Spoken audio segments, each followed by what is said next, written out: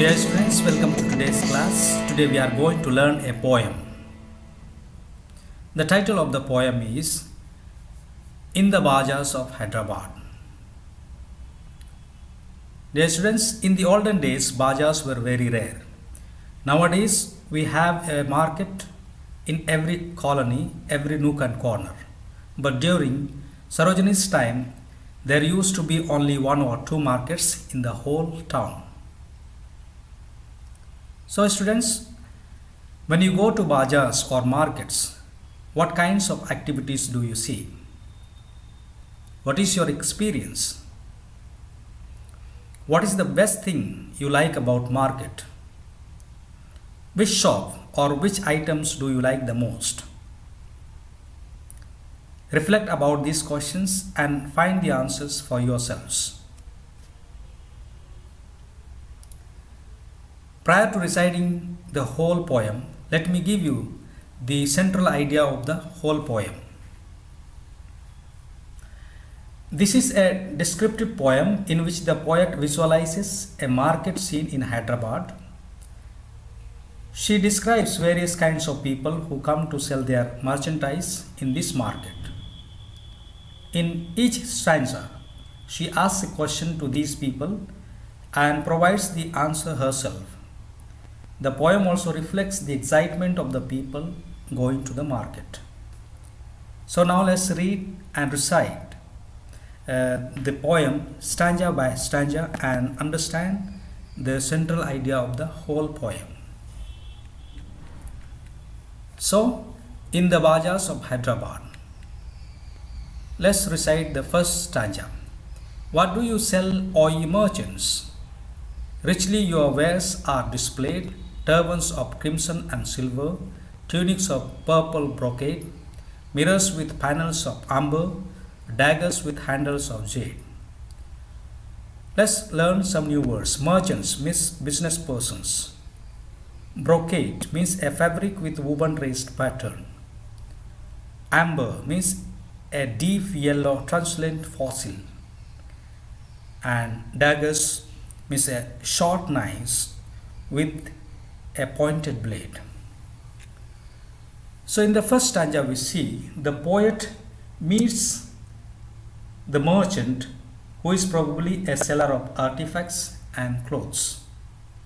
She praises the items such as turbans of crimson and silver, purple brocade, panels of amber, daggers with handles of jade, etc., by saying that they look very grand, expensive and colorful.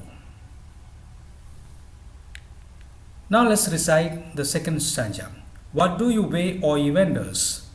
Saffron and lentil and rice. What do you grind, O ye maidens? Sandalwood, henna and spice. What do you call, O ye peddlers? Chessmen and ivory dice. Let's learn some new words. Vendors means sellers. Peddlers also means someone who travels about selling things. So in the second stanza we see the poet then comes across a vendor selling pulses and grains, while nearby she sees a few women selling spices and cosmetics items. The poet then calls out to some peddlers to ask about their wares. They reply that they are selling chessmen and ivory dice. Now let's recite the third stanza. What do you make, O ye goldsmiths? Wristlet and anklet and ring, bells for the feet of blue pigeons, frail as a dragonfly's wing, girdles of gold for the dancers, scabbards of gold for the king. Let's learn some new words.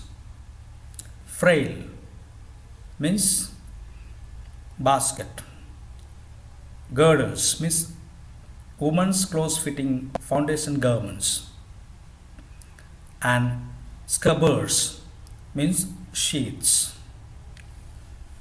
So in the third stanza we see the poet then comes across a goldsmith and describes the beautiful bangles, anklets, and rings that he sells for women.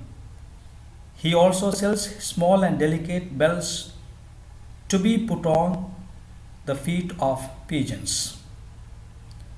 The goldsmith also sells girdles for dancers as well as scabbards for the kings. Now let's recite the fourth stanza. What do you cry, O you fruitmen? Citron, pomegranate, and plum.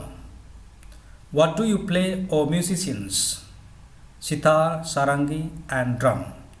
What do you chant, O magicians? Spells for the aeons to come. Let's learn some new words. Citron means a large lemon-like fruit. Aeons means long period of time. So in the fourth stanza we see the poet then comes across some fruit sellers selling fruits while she sees some musicians playing different musical instruments like sitar, sarangi, and drum. She highlights the fact that while some people make living by selling merchandise, there are others who sell their talent. The magicians who chant spell to invoke the deities fall in this category. And finally, let us recite the fifth stanza. What do you weave, O ye flower girls, with tassels of azure and red? Crowns for the brow of a bridegroom, chaplets to garland his bed, sheets of white blossoms new gathered to perfume the sleep of the dead. Let's learn some new words. Tassels means adornment. Azure means light blue. And chaplets means flower arrangements. In the fifth stanza we see, finally the poet comes across girls selling flowers, some of which are very colorful when they adorn a bridegroom's turban and decorate his bed on his wedding night. She also sees pure white flowers used to pay respect to the dead. One set of flowers celebrate life while other pays homage to the dead. So dear students, in this way, the poet has named the poem In the Bazaars of Hyderabad that leaves no doubt in our minds that she has spent many memorable moments in this marketplace. So that's all for today. Okay, thank you.